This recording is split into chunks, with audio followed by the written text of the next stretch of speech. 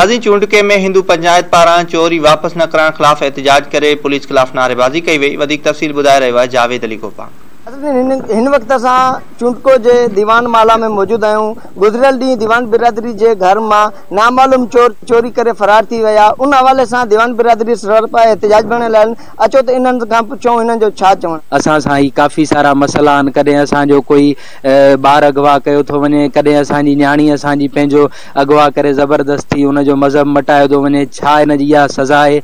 असां हिकिड़ा कारोबारी शरीफ़, असांजी चोरी गुज़रियल राति जेको आहे सो पंहिंजो अंगारे जी राति हुई त पंहिंजो असांजो चाचा आहे उनजो घर बंदि हुयो। उहे पेरूमल विया हुया मेले ते मुर्शिद जे ते, हिते चोरी थी वई। तक़रीबन लखें रुपए जो काफ़ी सामान हुयो ऐं उन सां गॾोगॾु पंहिंजो ज़ेवरात, कुझु पैसा आहिनि, UPS मोटरसाइकिल ऐं ॿियो सारो काफ़ी सारो सामान आहे। सो असां SSP सखर DIG सखर खे असां अपील था कयूं त असांखे चोरी वापसि कराई वञे। शरीफ़ माण्हू हिन शहर में असांजी राइच मुंड में असांजी हिते पैदाश असां ई रहण वारा आहियूं ऐं सभु माण्हू मुस्लमान सभु पोइ आया आहिनि।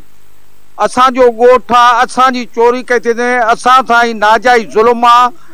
असां SP साहब खे चई असां बिल्कुलु इन जा ते धरणो हणी असांखे चोरी असांखे 24 कलाकनि जे अंदरि न मिली। जी ये चोरी थी वई आहे। मोटरसाइकिल, UPS, लखें रुपयनि जो क़ीमती सामान ऐं जेको आहे सो सामान खणी विया आहिनि। उहा महिरबानी करे असांखे वापसि कयो।